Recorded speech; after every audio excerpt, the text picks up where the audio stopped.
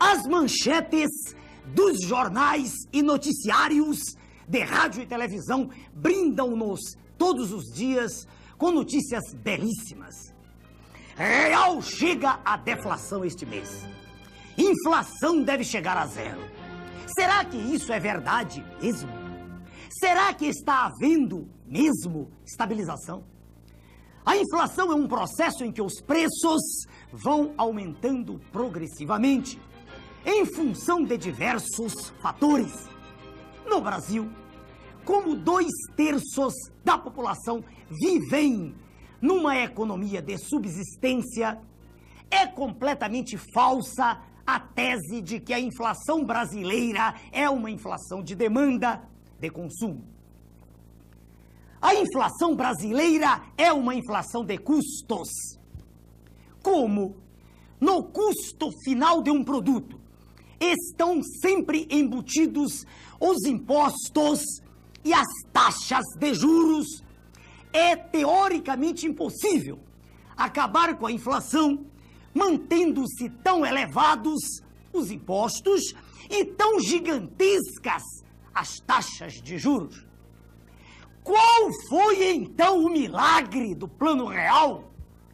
Que projeto maquiavélico, diabólico, foi esse que, sem mexer nas verdadeiras razões da inflação, taxas de juros e impostos elevadíssimos, está conseguindo mantê-la em níveis próximos de 1% ao mês?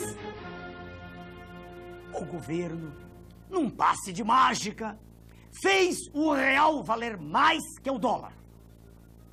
Diminuiu as tarifas de importação. Com o dólar barato e tarifas baixas, inundou-se o mercado com produtos importados, com verdadeiras quinquilharias. A indústria nacional foi obrigada a manter os preços baixos para poder concorrer com os preços dos produtos importados. Se os custos das empresas tivessem sido repassados para os produtos, elas perderiam o mercado cheio de importados. E assim começou o processo. O câmbio puxando a inflação para baixo. Houve uma perda salarial desde o momento da instalação do plano, avaliada em torno de 30% na virada da URV para o real. Não havendo aumento de salários, entrou em cena o segundo elemento puxando a inflação para baixo. Com as taxas de juros mantidas no alto, ficou quase impossível para os agricultores o pagamento dos empréstimos contraídos. Lembram da passeata a Brasília?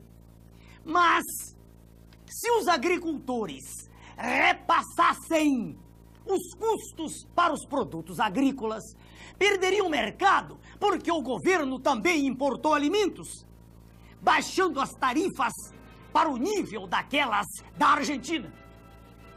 Então entrou no cenário o terceiro elemento puxando a inflação para baixo. Os preços agrícolas baixaram, porque senão seria impossível para os agricultores venderem seus produtos. O governo não tocou nem de leve nos impostos e no ponto nevrálgico, as taxas de juros.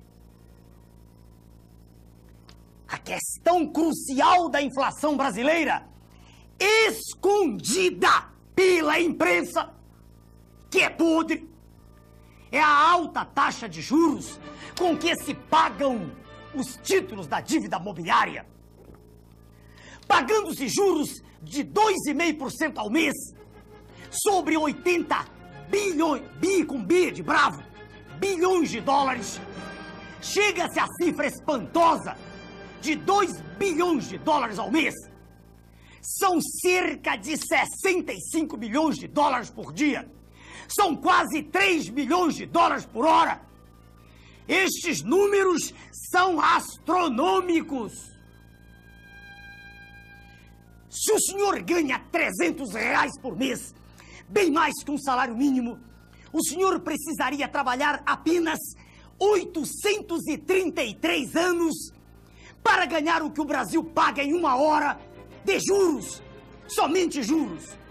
Aí veio o governo e diz que tem que privatizar as estatais para diminuir a dívida interna.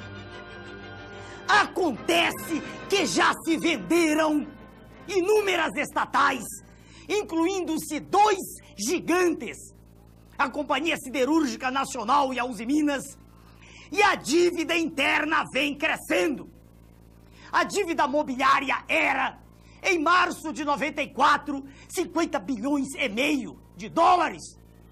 Em julho de 94, 59 bilhões e meio de dólares. Em julho de 95, com o ano do maquiavélico Plano Real, já era de 82,2 bilhões de dólares. Agora eu pergunto, do que adiantou vender as estatais? Vender Excelsior do Espírito Santo por 250 milhões de dólares, que serviram para pagar 3 a 4 dias de juros. Lembre-se, senhor telespectador, só juros.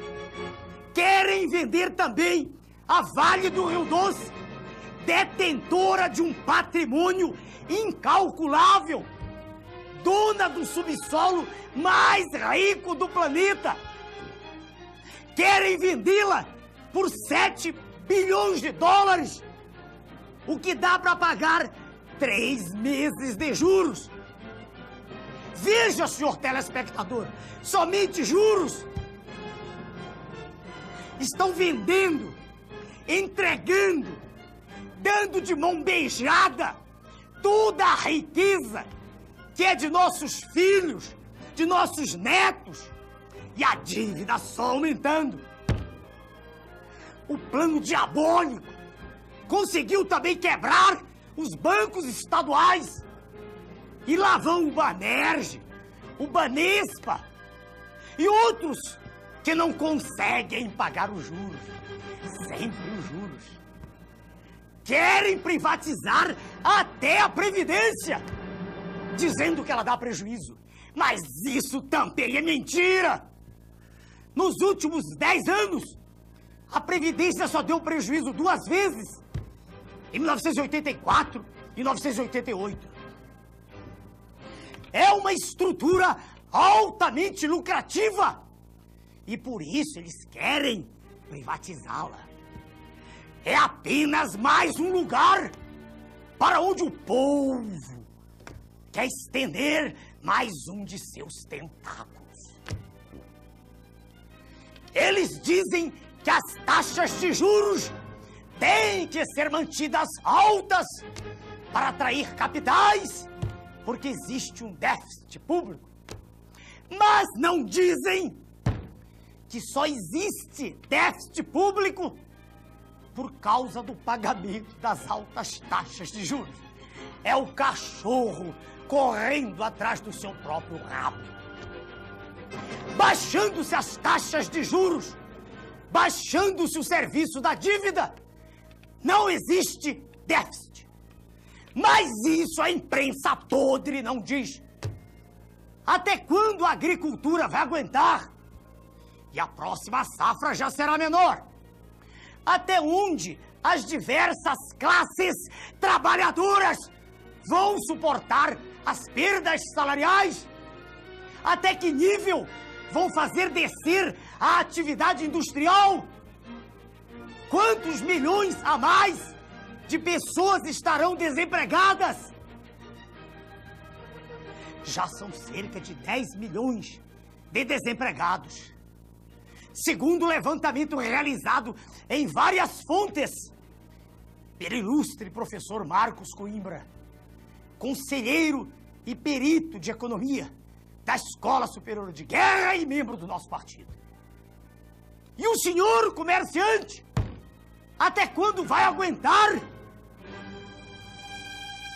O senhor que ganha um salário mínimo, que sempre ganhou apenas para comer, comendo mal, o senhor é capaz até de jurar que está tudo bem, porque o seu dinheiro que se volatilizava antes do plano, aparentemente agora rende na sua mão. Isso é verdade. Mas o que o senhor não sabe, porque eles não deixam o senhor saber, é que a situação atual está sendo artificialmente mantida. Mais à frente, o plano vai estourar com certeza. Não dá para dizer em que momento isso vai ocorrer.